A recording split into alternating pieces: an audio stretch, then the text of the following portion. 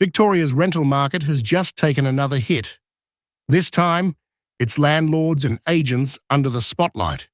Consumer Affairs Victoria has rolled out the latest phase of its rental task force crackdown, and it's big. From now on, landlords and agents can no longer advertise rental properties with price ranges or the old contact agent tag. Everything must now show one fixed price, no exceptions. The goal, according to the state, is to make pricing more transparent for tenants. But let's be real. For investors, this is yet another layer of red tape in what's already one of the toughest rental environments in the country. Since this task force was set up last year, it's already handed out 90 fines totaling more than $750,000. Most of these were for so-called rental bidding, where tenants make offers above the asking rent to secure a property. That practice has technically been banned since 2021, but now it's going a step further. From next month, landlords won't even be allowed to accept unsolicited offers. In other words, if a tenant wants to pay more, the landlord has to say no. At the same time, major listing sites like realestate.com.au have already updated their systems so agents can only post fixed rental prices. The government says this will free up the task force to focus on other issues, like minimum housing standards. But for investors, it means one more compliance box to tick and one more risk of being fined if you get it wrong. And that's not the only change coming.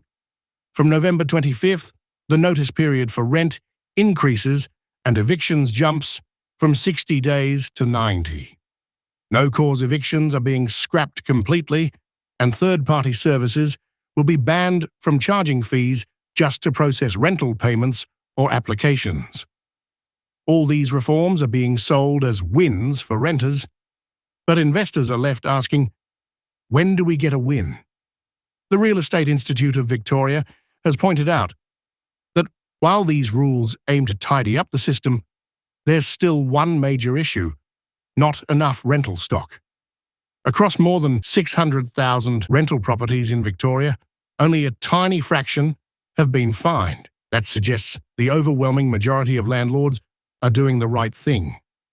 Yet, the state continues to make it harder to own and manage investment properties. And that's a problem, because with building approvals still below target, Victoria desperately needs more investors, not fewer. So yes, the new fixed price rule might make listings cleaner for renters. But let's not forget, investors are the ones providing the homes. And with returns tightening, compliance risks rising, and no-cause evictions off the table, the incentive to stay in the market keeps shrinking. At the end of the day, renters need more homes. And for that to happen, the landscape for investors in Victoria has to become a lot more attractive than it is right now. Imagine saving for years, working hard and finally landing what you think is your dream home, only to discover it isn't legally yours. That's exactly what happened to a Sydney couple, Mark and Emma, and their story should serve as a wake-up call to every Australian property investor and buyer. They poured everything they had into a $1.35 million home in Silverdale, in Sydney's west. Like many families, they stretched their finances to breaking point. They'd sold their old house, packed up and moved into their new one, full of excitement, just a day before settlement.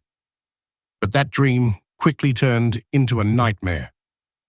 When the vendor asked for a short extension, they didn't think much of it. Delays happen in property deals all the time. But behind the scenes, something serious was brewing. Their conveyancer soon discovered that a caveat had been placed on the property, effectively freezing the sale. Days turned into weeks, and weeks into months. What they uncovered next was shocking. Not one, but two outstanding mortgages and another undisclosed caveat sitting on the title. And here's where things get really worrying. Caveats are legal notices essentially roadblocks on the title used to protect someone's interest in a property. Banks and lenders use them to secure debts, and when those debts go unpaid, the lender can trigger what's known as a mortgagee in possession. That means the bank takes control of the property to recover the debt. And if things escalate, they can even force a sale through the courts. In this case, that's exactly what happened. The couple have now been served with a Supreme Court repossession order and can only stay in the house until early next year, when the lender plans to sell it. They'll get their deposit back, but the emotional toll, that's something money can't fix. Now, from an investor's point of view, this story is a brutal reminder of how much risk lies beneath the surface of what seems like a simple property deal. The biggest lesson? Even when everything looks right, you've done your due diligence, checked the paperwork, and trusted your conveyancer, hidden claims like caveats or undisclosed mortgages can derail everything. It's why professional legal checks are non-negotiable, especially in markets where private sales or distressed properties are involved. A missed caveat search can literally cost you a fortune. But there's another takeaway here too.